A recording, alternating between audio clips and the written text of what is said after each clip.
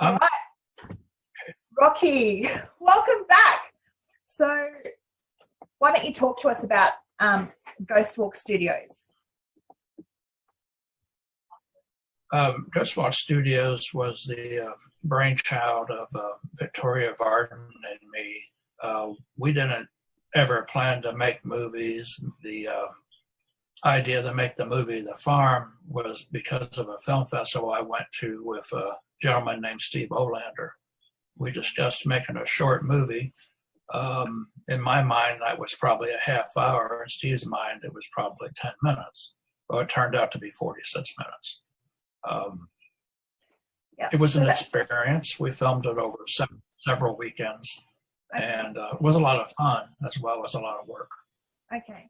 And that film was actually... We actually filmed our... That film, The Farm, that was based on a real-life experience. Could you talk about that? Correct. That was based on my first marriage, Honeymoon. We stayed at her aunt's house while I was home from the Army, and had a short time, so it's not like we could go somewhere, and it was in December. So just to spend time together, she loaned us her house, and it turned out the house was haunted. Okay. And can you tell us what made that house haunted? Because I think people will really like to know what you did to escalate the situation on a honeymoon. You tell the story. Right. On a honeymoon, you generally are looking to have fun, but since we were snowed in, and one of probably the snowiest winters in Ohio that we had happened to be that year. So we decided to try to do things around the house and read and play games, and we came across a Ouija board in the closet. Well, everybody knows in horror movies, the Ouija board's a bad thing to do. Well, in real life, it is too. We started asking questions of the Ouija board, and it started giving us answers, basically, telling us innocuous things about ourselves, that happy we were in love, but then it started turning dark. And at that first time, we actually used it twice, which you think after the first time we would have been smarter to do that, but we weren't. You're insane. So it really started showing it wasn't good. I mean, it told us things like it hated us and it wanted us out of the house, and it wasn't our house. And of course it wasn't. We were Jesus Christ. I've got my cross on because I knew you were gonna. I didn't know just how much because I've seen The Farm, and I know that it's based on that. I just didn't know how much of it was going to be based on that. So I'm wearing the crucifix, and I've said prayers. So it was everything. So basically, everything. So no one should ever ask Rocky for any kind of romantic advice or listen to his opinions about what to do on a honeymoon, because he's basically going to invite some kind of evil entity. So that's a good little lesson to learn. Yeah, it's basically should have been subtitled. The subtitle should have been "What Not to Do on a Honeymoon." It should be called "What Not to Do on a Honeymoon." You might have a you could recreate that film so many times. Okay, I want to jump to Lily. So Lily, you have a replica doll of Lily. She's in the background there you can see a little doll there where Rocky is. So that's a replica of Lily. Can you point to it here? Yes, point to Lily's doll. Could you tell us? I had that doll made. We don't know about the doll. What I'd like you to do is tell people that you've got a film, Lily's Cry, that you're working on. And I think you're picking up on that next year because you had to stop because of COVID. Can you tell us what made you pick this story? The doll was actually made. I had it made by a lady named Michelle Lundy. No, I'm talking about the film. For film festival. Not the doll, the film. The doll was made for basically for festivals. The doll won't be in the film. It's really basically to represent Lily when we go to conventions and events. To start in the beginning of it, when I was a boy, I started seeing this little girl around my neighborhood, and I lived in the country. And riding a bicycle, I would sometimes see this girl on the property at my uncle's house, which wasn't that far from our home. And one day, she actually stood up and waved, and I ignored her because I was a boy. I didn't want to go chasing after a girl at that time of my life. The biggest event that we were doing a show in Lilly's Cry, which is a film that we're attempting to make to tell her story, is one time when I was walking to work, and I was actually out of the Army at this point, or was I? I'm trying to remember all my events. Yeah, I had come back to stay with my parents, and walking up the road to catch the bus, this girl on a bicycle came riding towards me and my wife, and she veered straight for us. And the bicycle was very old looking. It was not painted like modern bikes that are colorful. This was more steel colored, and she was in a lace dress. And I said, she came right at us, and I jumped aside. And where the road goes, there's a turn, and I walked up, and kind of jogged, wondering what this girl was doing out so early. And as I'm watching her, she stops at the stop sign. Well, it wasn't a stop sign at that time. There is now. And she looked back at me, and she faded. She just totally disappeared. And I was like, oh, my God. It freaked me out. So I didn't tell. Cut a long story short, because you are a writer, and as a writer myself, though you can be very descriptive. The whole story behind Lilly's Cry, it stems from seeing this ghost girl from your childhood. Right.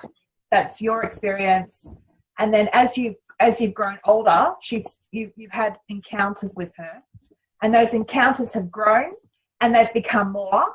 And basically, bottom line, the story is Lilly's mother was tragically killed by one of her lovers, right? Was it her husband? Mother?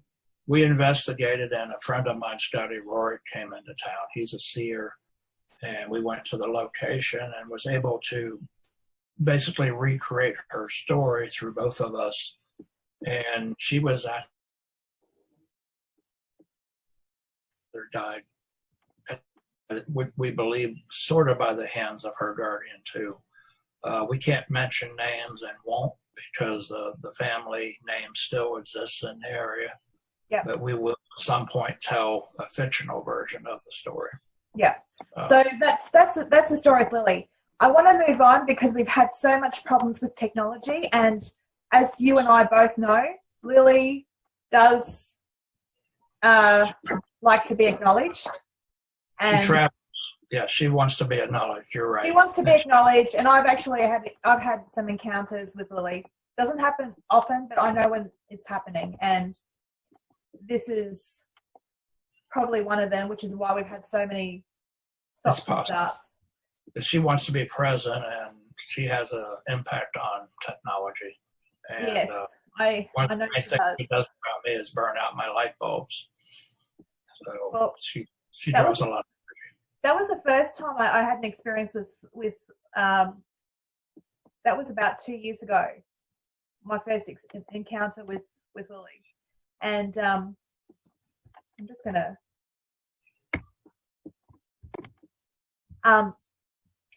we could talk about Lilly forever.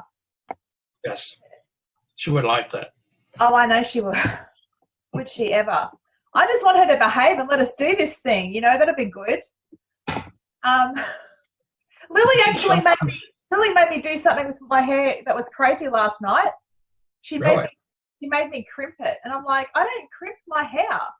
And it was just, I look like a sheepdog. I had this crimped out hair. I don't know why she did that. I know it was her because I've had this crimper for years, and it was like I felt compelled to do that. But anyway, everyone's going to think we're crazy, Rocky, talking about this shit, but so what? But I'm crazy for a long time. So what?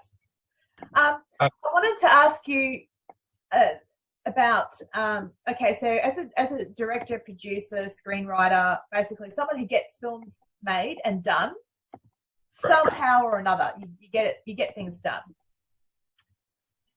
Because I know that there's a lot of actors and friends of mine that are going to be watching this.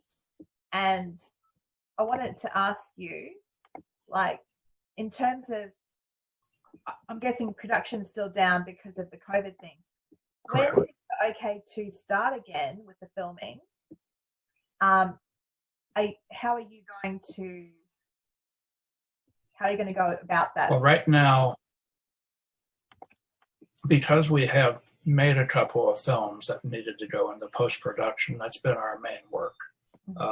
The movie that our dear friend and partner Carlos Dunn had his heart to make, Embrace the Twilight, we filmed most of it, but he developed cancer and unfortunately died before the film was completed. Yeah. My partners, Victoria and Tony Varden, took it on their backs to complete it.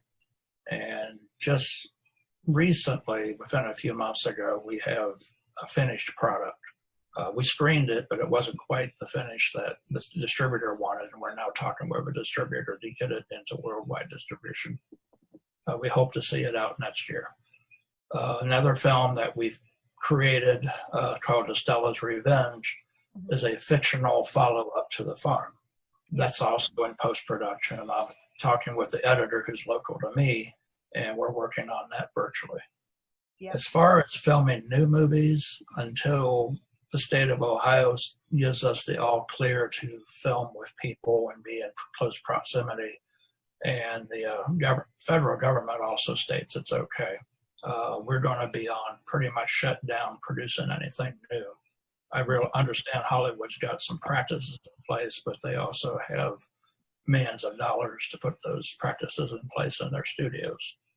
We film on locations, and basically either we rent or borrow locations that people are kind enough to let us use. Yeah. You've got a few, I'm not going to share this information unless till you do, because I know what it's like when you tell someone something and they say it before you say it. So I wouldn't do that to you. I'm fine. But I was very, very intrigued about some of the projects that we talked about. Was it last night? Your last night, my last night. Yesterday. You got some new projects coming up. Are you able to kind of give a general idea about what those things will be about? The one I'm most excited about, which is very personal to me, I met a dear lady and author on Twitter, which is amazing how many people meet on Twitter, right, Natasha? Exactly. That's how I met you a few years ago. Exactly. She wrote a book called Coven of Dixon Cliff. It's about these sexy witches, and these witches, it's got a sci-fi intrigue part to it where they're in another world and travel to a post-apocalyptic Earth. Only they're able to do time travel and go 3 years previous to the time frame. They return to Earth to fight a fake warlock. This warlock wants to take over the witches of the Western Hemisphere. And Cheryl will probably kick me for not remembering exactly where. I think it's west of the Mississippi, but don't quote me. Yep. Okay. I talked with her about creating a movie, and she was excited about that, and we all are. And I'm writing the screenplay for that movie now. Now, the cool thing about this is the characters are so exciting. Cheryl has created these wonderful witches, which I fell in love with. I mean, they are very dynamic, very exciting. She's a masterful writer, and I'm honored to be able to write the screenplay. Are you able to share like anything about their special powers, each of them? Some of it is standard witch powers like you would see in Charmed or other witch shows, but there's a few of them that actually can share. They speak through their minds, and the mind sharing is very involved at times, and I had to develop a way in the script so that we could show during filming they're sharing minds, but do the voices off camera. Are they? Is it just amongst them three that they can do that, or can they also do it to humans as well? No, just among certain witches, and they're from this other race that we're really not gotten a lot into, and I don't believe Cheryl is ready to do that. She's actually working on the third book now. Okay. So the potential to create a franchise is big. So they've got more, like, that's kind of, to me, that's quite a vampire power to be able to read minds, because vampires, you know, I'm an expert on vampires. You know, I just don't like the hybrid ones. Just tell me that there's no hybrid vampires in any of your films, I'll watch it. As far as I know, there's no vampires in these books. Well, if you ever do like, I think you've had some other vampire thing, but if in future, please just don't mix the werewolves and the vampires together, because I really hate that. It's just, you know, it just ruins it for me. The Underworld movie series, which I really like. Is that what you're talking about with the vampires and werewolves, the lichens? Yeah, I didn't like that, because to me it's like, why do they have to do that? It's we like vampires being, it's kind of like, to me it's like you're experimenting with vampires as if they were designer puppy dogs or something, and that's what I don't like. It's like, they're vampires, you know? Right. You can't. And vampires drink blood, and they're not. Right. They're not werewolves. You've got to get the basics right about these. If they could have been hybrid, they would have been hybrid century. You know, they've been around forever, since eternity. You can't start changing the. You know what I mean? It's just. Now our movie. I'm a bit of an orthodox vampire lover, I guess you could say. Anne Rice, orthodox vampires. I'm all like that. I'm very, very strict with my vampires. Yeah, I don't mind them. I like the way Anne Rice is. I love her writing. I absolutely love it. And these witches sound really, really exciting. I like the idea that they've got more powers than just, you know, the usual witchy powers. Because you could do a lot with witches if you were creative enough. And it sounds like I'm going to have to.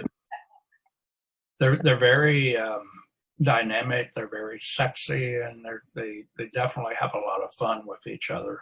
And these so you're witches, going to be looking to cast some sexy, dynamic women then. Yes, definitely. And some very good actresses and a very good actor, because there's a man with them named Max, and Max is always getting into trouble. And is he hot? Is he hot and sexy as well? He's hot and sexy, and that's I can't great. Sure, but you're going to love him. So do all the women fall in love with him, or is he? Actually, some of the women have a great time making fun of him. Oh, okay, nice little twist there. And he's not a warlock, is he? No. He's actually it's a different race called the Murians. But to explain it, when they're on the current time frame of Earth, they say they're from Maui. Wow, that's pretty groovy. Because they can't get into saying they're from another time frame. Sounds like you could put the Rock in there then. Is he based on the Rock? The Rock? Yeah. I'm sure I could find a role for him. I'm sure you could. Once you connect with him, make sure that he comes on Pizazz too, eh? You know. I love the Rock. He's a fun actor, and he makes great movies. I think he's hilarious. He's wonderful. A very kind, genuine person. Because it's not just about his muscles and his looks. It's more than that. He seems very caring. Yeah. I did mention since you mentioned vampires, our movie Embrace the Twilight. That's by an author named Maggie Shane, and we call it the original Twilight series because this is called Embrace the Twilight, and it's the 8th novel in that series. The our friend Carlos Dunn picked that one out because he fell in love with it, because it's also a love story. Okay. And it's a love story between a vampire and a war hero. A vampire and a war hero. So the vampire in it is a female. And the vampire is actually ancient, and because of the war hero was caught by the Taliban, he was tortured, and when he was tortured, he would go into a mind fugue, kind of, just disappear. His eyes would glaze over, and he would see this vampire in his dreams, and he saw her in her past. Wow, I like that. And it moves into the current time where he's tracing her down in New York. And there's a lot of intrigue because the vampires are being hunted by what's called the DPI paramilitary, who want to destroy the vampires. This sounds a lot like the humans are actually the bad guys in this story. This sounds a lot like something that I've seen on Netflix with. Do you know what I'm talking about? That show? I can't remember it now, but it also had paramilitary in it, and it was, a few differences, but yeah, same kind of idea. These are vampires that these vampires will bite you. They'll kill you if you're in their way, but basically they're good vampires. They're good vampires. Okay. Right. All right. And they just don't want to be messed with, which is understandable, because if you're being hunted, you want to try to guard your identity. And there is a hybrid vampire in the storyline. So it's interesting you mentioned hybrid vampire. What, like a werewolf hybrid? No, she's part human, part vampire. Oh, that's okay. As long as it's not like I just don't like that whole werewolf and vampire thing. To me, it's like no werewolves in the story. Well, she's the child of prom. That's a relief. That's a relief. Because I just I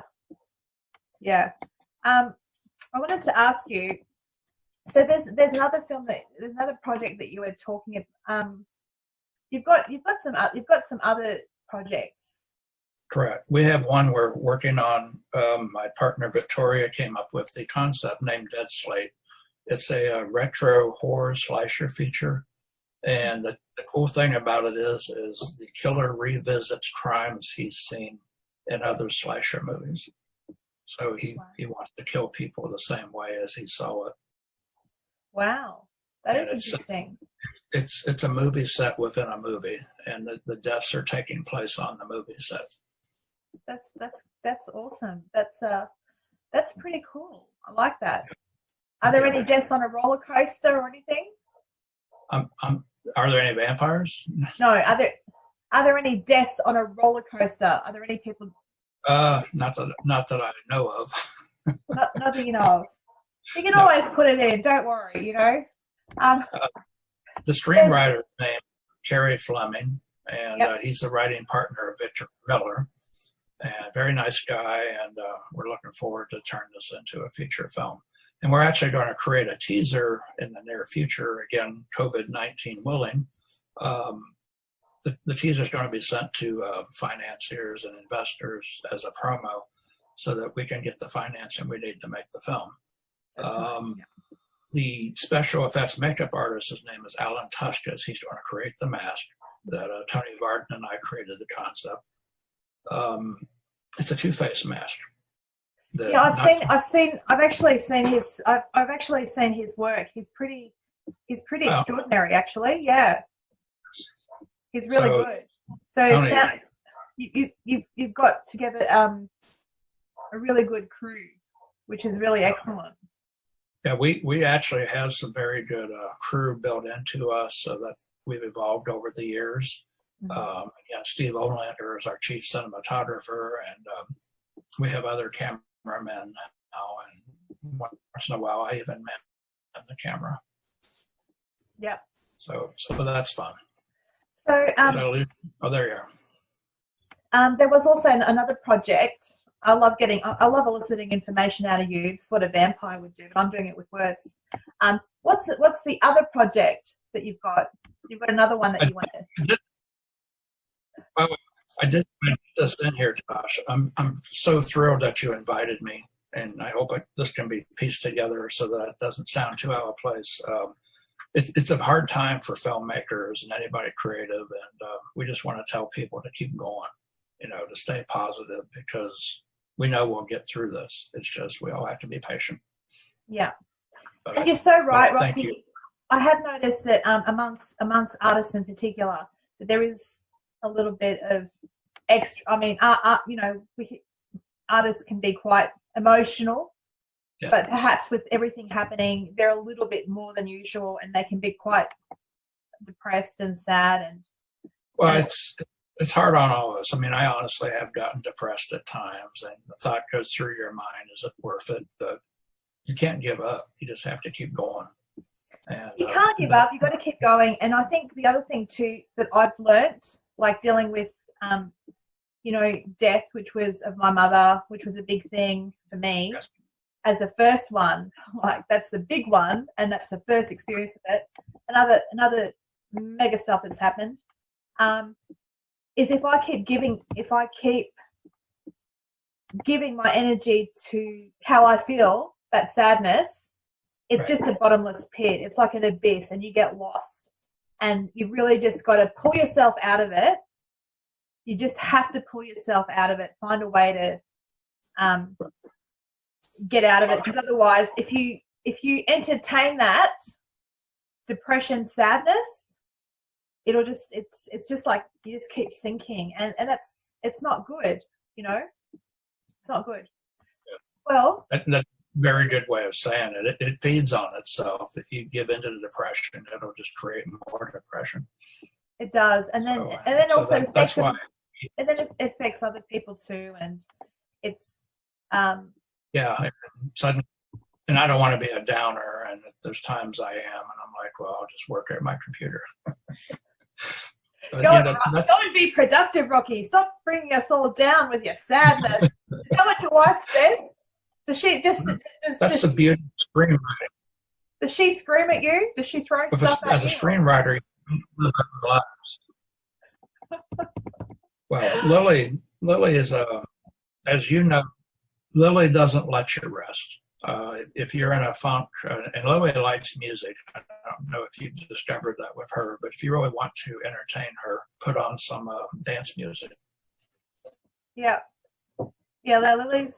I know people think I'm crazy talking about this little ghost girl, but when people think of ghosts, they think of terror and darkness, but Lily's very sweet. She's an angel to some people, and she's actually, a couple of people, I believe, that she healed them. And she actually came to one of my friend's hospital's room where he was very, very ill, and he got better because she came to him. Wow. So, and he testifies to that. Yeah, he probably felt lonely more than anything. Right. Yeah, but he's as mentioned, Scotty Rourke, he's a seer, very good friend, and Lily's gotten very close to him too. She tends to get close to people once she gets to know them, and they all love her. And to me, it's an honor. It's an honor to meet Lily. It's an honor to get to know her, because she proves that life after death doesn't have to be something terrible. No, that's right. And life doesn't have to be terrible either, necessarily. No. Bad things happen to good people, and sometimes things fluctuate, and it's pretty. I think it's really amazing. Like a lot of filmmakers are making these post-apocalyptic films, and to me, it's no coincidence that's been happening, and then COVID has happened. It's very. I was just saying that it's not a coincidence. You know how filmmakers have been making, like, there's a lot of post-apocalyptic films, and then we've had this happen.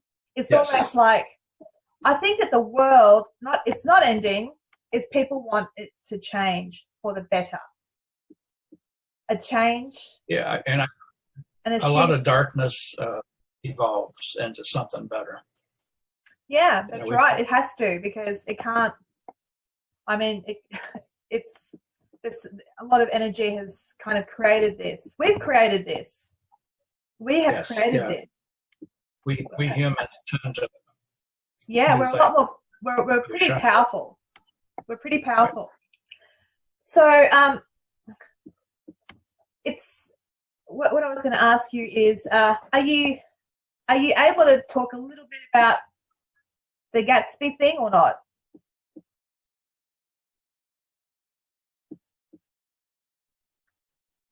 I didn't hear what you asked, Tosh. I'm sorry. Are you able to talk a little bit about the GATSBY thing? Oh, that's a project down the road. There was a infamous bootlegger in Cincinnati where I live. His name was George REMUS. He actually was a lawyer in Chicago who defended bootleggers. And he started seeing that they were able to get off on their charges very easy, and they always had wads of money. So, very smart man. He moved to Cincinnati. He figured out that was like the central area for whiskey and, of course, bourbon in Kentucky. Yeah. And so he also got a pharmacy license. And during the Volstead era, during Prohibition, pharmacists were allowed to buy alcohol for medicinal purposes. So what he would do was buy the alcohol, have his gang hijack it and steal it, and then sell it to the bars under the table. That's great. So it was all legal about buying it, but then he stole it from himself. That's very clever. So it's a major story in Cincinnati. And it became major because his wife worked against him, and while he was in prison for taxes, about 18 months in Florida, she met an FBI agent who they had an affair, and they started selling off all of Remus's property. And eventually he shot her in cold blood in front of a lot of people at Eden Park in Cincinnati, defended himself with another lawyer, and was acquitted. Wow. It's an infamous story, and one of the little known things here. So is this the actual real story, or is this your interpretation? This is the real story. This is the real story. So so this guy's actually like a GATSBY, the real GATSBY. That's what you called him. There's a little known story that he and F. Scott Fitzgerald met in Louisville. There used to be a photograph, according to witnesses, of him and Al Capone and F. Scott Fitzgerald sitting down to lunch. And that picture unfortunately disappeared. But interestingly enough, the swimming pool in the Great Gatsby is very similar to the swimming pool that Remus built in his home in Cincinnati. Wow. And there's a lot of details about becoming rich through alcohol and using his influence to gain control of the territory. So that's why a lot of people call Remus the real Gatsby. I get it. He was extremely rich. It's a great story. It would make a great movie, and hopefully someday we can tell that. It's been done in documentary. Remus even had a small part in the Boardwalk Empire series that it didn't treat him right.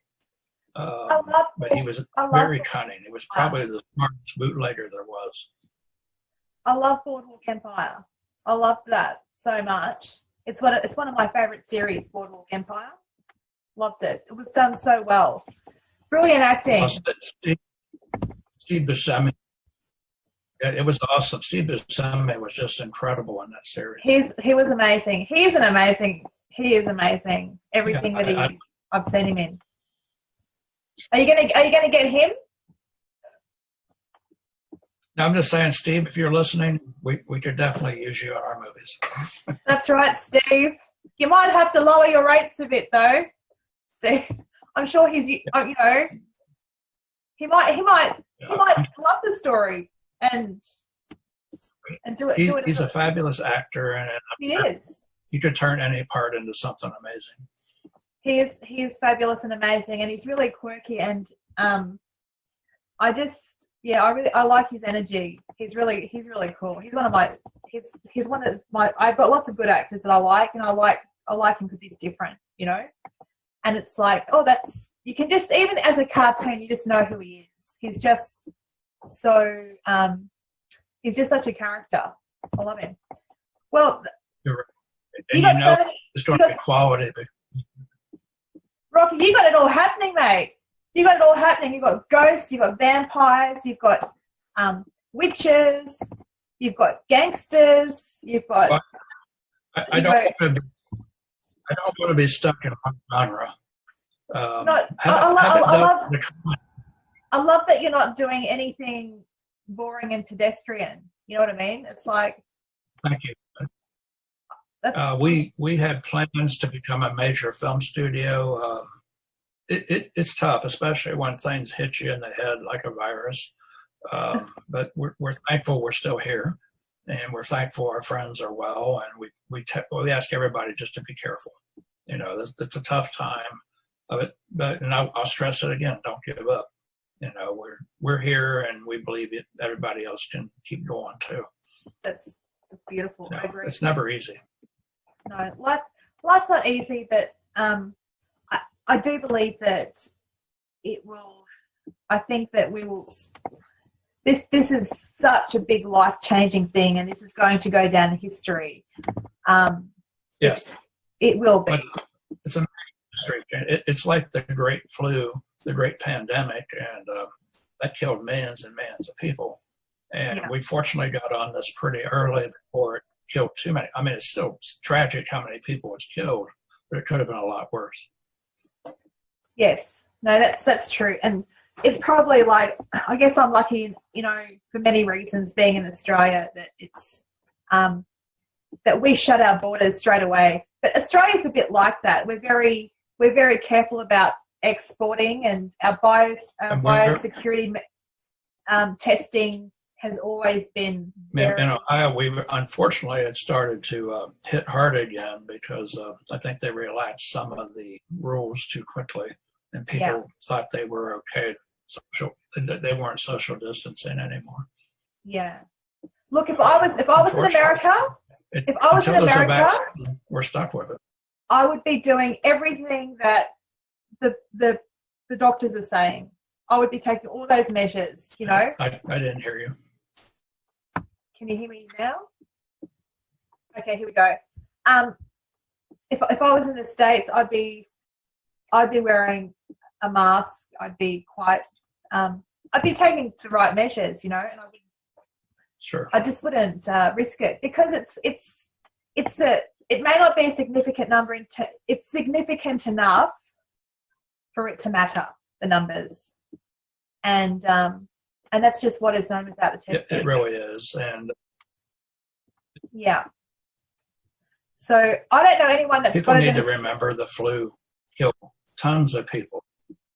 Yeah, and perhaps it was even worse because of the season. So I do want to give a shout out to Cheryl. Shout out to Cheryl. Cheryl L. Hyde. Can I give a shout out to Absolutely. Cheryl L. Hyde, who's the master writer of the Coven of Dixon Cliffs novels. Can't tell you how excited I am to work with her. I totally recommend you get her books. They're exciting. They're very sexy.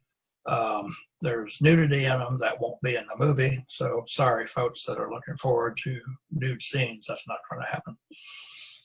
But there's a lot of exciting things in those stories, and a lot of witchy entertainment, and you'll love these characters. Well, that's great. I will have to read. I will read Cheryl's stuff. Like you sold me on the idea of these sexy witches, and I like the. I've liked the images that I've seen. It looks. Her books are also available on Amazon. Look at you go, doing your promo on Pizazz. Well done, Rocky. You're a legend. Well, you're totally. Thank you for. I'm a legend. I've been told Somebody Just said go. I was a man of mystery yesterday. Oh yeah, Aubrey said that, didn't she? Aubrey Madison. Shout out to Aubrey Madison in LA. Hello, Aubrey. I think it was Aubrey. She called you Aubrey sent me her.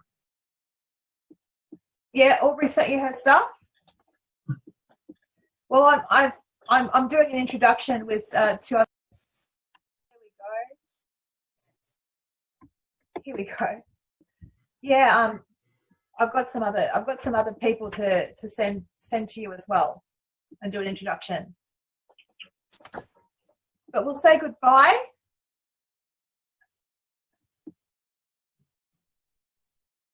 We'll say goodbye. I didn't want to give out Aubrey's name. Aubrey's on there. Hi, Aubrey. Hi, Aubrey. How are you in LA? How are things? Aubrey's lovely. I really love her. She's absolutely beautiful person inside and out. And yeah, it'd be nice to see my friends in a film. You should put a couple of my friends in your movies. I'm going to talk to you about that afterwards, not now. Okay, let's not jump ahead yet. We're still outside. Hey, I'm just doing introductions, Rocky. Relax. I'm just doing introductions. But I know that you've got a. You're more than welcome to introduce people. I just don't want anybody to be upset if we don't choose them. You know the process. Look, there's always an audition time. That's all right. You've got a few interesting projects, and anybody that I would put forward, it's got nothing to do with me. It's purely just an introduction. That's it. And obviously, I'm not going to put. And since this is going to be a SAG indie movie, Yep. That's the one with the Coven Dixon. The Coven Dixon.